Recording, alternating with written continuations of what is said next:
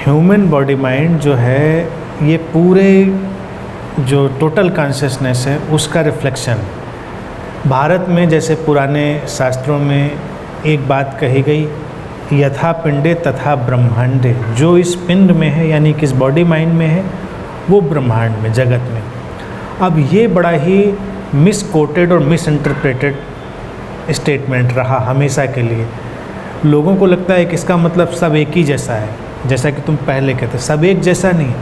अगर human body mind में पूरा यूनिवर्स रिफ्लेक्ट हो रहा है तो इसका मतलब है इस बॉडी माइंड में सब कुछ रिफ्लेक्ट हो रहा है, यानी कि हर बॉडी माइंड, अब उसको इंडिविजुअल से हटाएं, जितने बॉडी माइंड पैदा हो गए हैं सब यूनिवर्स का रिफ्लेक्शन दे रहे हैं। तो यूनिवर्स तो चट्टान से लेके, पेड़ पौधों से लेके, जानवरों से लेके और जो डिवाइन कॉन्शियस सबका रिफ्लेक्शन। भारत में एक चीज़ और कही गई, वो भी मिस इंटरप्रेटेड है। वो कहेंगे इतनी योनियों से गुजरकर मनुष्य शरीर बनता है, 84 लाख या कितना कहते हैं, जो भी उनकी गणित रही होगी। मेरे ख्याल से वो उसको मैक्सिमम कहने की कोशिश कर रहे हैं कि सारे फॉर्म्स, सारे एक्सप्रेशंस, सारे जो रूप हैं उनका। तो इसका क्या होता है, जब तुम गौर से देखोगे तो सारे बॉडी माइंड में तुमको सब कुछ दिखाई दे जाएगा और हर बॉडी माइंड अलग अलग रिफ्लेक्शन को दे रहा है और वो सुप्रीम की तरफ बढ़ रहा है। सुप्रीम पर जाएगा तो वो उस टोटल कॉन्शियसनेस में डिसॉल्व हो जाएगा। वो अल्टीमेट इवोल्यूशन है।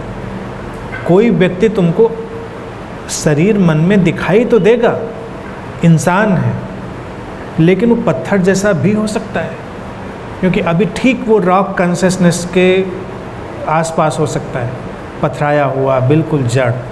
कोई वेजिटेबल जैसा हो सकता है, कद्दू जैसा, गोभी जैसा, बैंगन जैसा इधर उधर लुढ़कता, और जितनी सब्जियां हैं सब तुम देख सकते हो, किसी में कुछ दिखाई देगा तुमको। फिर सारे जानवर,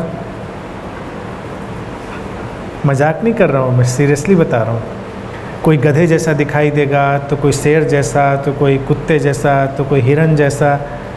सबके अंदर वो गुण पड़े हैं, कुछ ना कुछ बॉडी माइंड उनका उसको एडॉप्ट कर रहा है।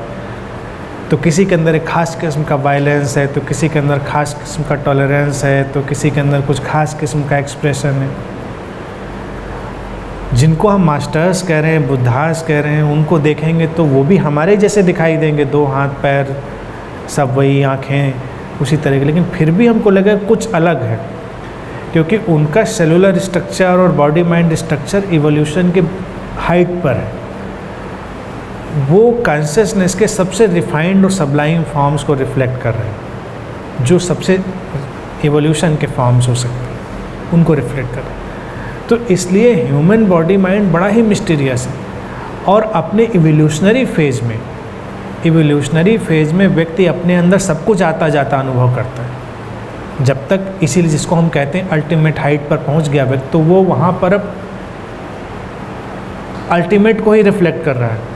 शुरुआती दौर में हम जानवरों जैसा भी अनुभव करते हैं, हम देवताओं जैसा भी अनुभव करते हैं, हम पेड़ पौधों जैसा भी अनुभव करते हैं, कभी कभी हम बिल्कुल चट्टानों जैसा भी अनुभव करते हैं, कोई फीलिंग नहीं, बिल्कुल सेंसलेस, जड़।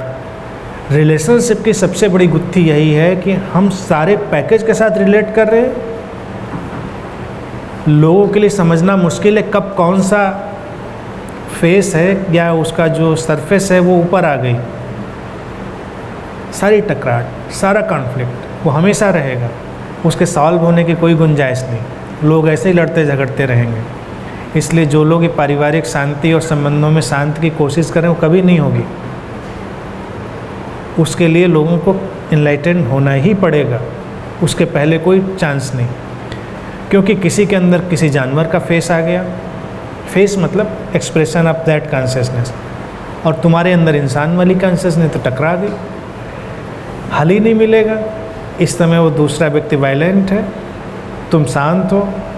कभी तुम रॉक कॉन्शियसनेस के डायमेंशन में चले गए तुम बिल्कुल स्टिल, डल, नॉन रिस्पॉन्सिव, और दूसरा किसी रिस्पॉन्सिव कॉन्शियसनेस में है तो बड़ा रिस्पॉन्स, दोनों टकरा जाएंगे। एक ही जैसा रिस्पॉन्स कैसे मिलेगा, दो लोगों में कैसे मिलेगा, बहुत बड़ी गुत्थी है। और बहुत कोई फॉर्चुनेट हो, बड़ी अच्छी डेस्टिनी हो तो वो मिल जाए तो लगता है कि बहुत अच्छा हो गया। कभी कभी बाई चांस मिल जाते हैं दो लोग, इसलिए जब रिलेट करते हैं तो उनके बीच जो लोग कहते हैं ना पूरा हेल आ गया, पूरा नर्क, वो इसीलिए कभी कभी अचानक वो एक जैसा मिल जाता है तो बड़ा अच्छा लगता है।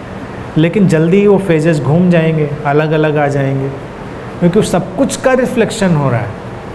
और वही इवोल्यूशन, वो इवोल्यूशन जाकर फिर कहीं पर ठहरेगा हाईएस्ट फॉर्म में, तब जाके शांति आएगी।